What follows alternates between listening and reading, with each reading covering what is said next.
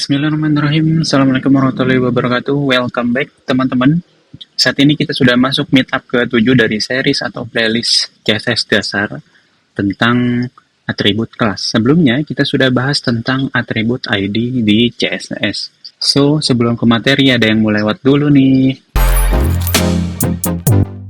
Oke, teman-teman, seperti biasa langsung saja ke medium saya. Ini saya sudah siapkan ya di sini. Sebentar saya perbesar dulu. Oke. Atribut. Kita masuk ke playlist ke-7 tentang atribut kelas di iTech Code ya, teman-teman. So, tentang kelas, apa itu kelas? Nah, kadang ada kasus di mana kita ingin menambahkan style CSS ke beberapa elemen tag yang jenisnya berbeda. Jika iya, harus buat aturannya per tag, maka akan menyulitkan kita banyak sekali membuat kodenya ya. Nah, di HTML, semua tag bisa memiliki atribut kelas. Dan di CSS, kita bisa menambahkan aturan kelas dengan diawali titik. Nah, ini adalah contoh pertama tentang bagaimana penerapan kelas di CSS. Di sini kita tambahkan style, di sini pakai titik ya. Kemudian di sini H1 kelas. Nah, ini nama kelasnya atau value kelasnya adalah green gitu ya. Lalu judul halamannya atau kontennya. So, langsung saja kita praktekkan. Ini kita buka di sini teman-teman. Kelas aptek dasar, teman-teman bikin file kelas.html. Langsung saja kita tuliskan HTML5. Oke, lalu di sini ini saya perbesar dulu. Di sini tulis kelas.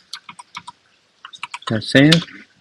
Lalu di sini contohnya H1 judul halaman. Lalu di sini H2 subjudul, lalu sini tag P ini adalah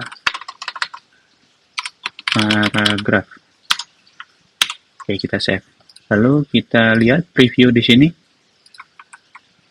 Nah, kita lihat preview. Nah, ini kan belum ada ya. Lalu kita tambahkan style. Nah, style ini misalkan di sini kalau misalkan H1 gitu ya. Misalkan color green. Nah, lalu misalkan lagi di sini H2 green, lalu P. Nah, ini kan Nah, ini kan harus satu-satu ya. Susah dan akan banyak kodenya kalau misalkan tiap tag ini seperti ini. Nah, itulah susahnya gitu. Makanya ada sebuah fitur atau atribut namanya class. Nah, di sini di dalam H1 kita tambahkan atribut class dengan nama misalkan hijau gitu ya. Ini kita copy paste saja. Oke, lalu nah ini selektornya kita nambahkan namanya adalah hijau sesuai value yang di dalam kelas tersebut. Nah, ini kita save. Nah, dia akan sama. Itu misalkan contoh kita rubah jadi blue. Nah, dia berubah semua. Kita rubah lagi jadi hijau, jadi green. Nah, inilah fungsi dari kelas. Jadi semua tag bisa kita langsung rubah gitu ya, stylenya. CSS-nya bisa kita rubah. Oke, kita lanjut. Nah, ini ada multiple class. CSS mendukung fitur multiple class. Nilai dari atribut kelas bisa menggunakan beberapa value. Caranya kita bisa menggunakan spasi. Nah, contoh keduanya adalah di sini kita tambahkan kelasnya, misalkan kapital. Nah, di sini ada penambahan bisa multiple class gitu ya. Tambahkan spasi lalu nama kelasnya. Tambahkan spasi lalu nama kelasnya. Jadi seperti itu. CSS mendukung fitur multiple class. Langsung saja kita praktikan. Nah, misalkan kalau di sini kita tambahkan text transform uppercase. Nah, ini kan akan berubah semua gitu ya.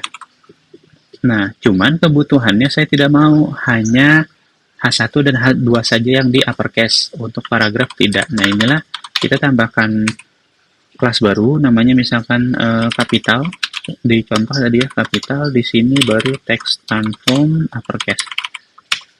Nah, kita tambahkan di kelasnya, namanya kita spasi kapital. Nah, jadi H1-nya akan menjadi kapital, lalu di sini H2 juga atau value-nya uppercase gitu ya.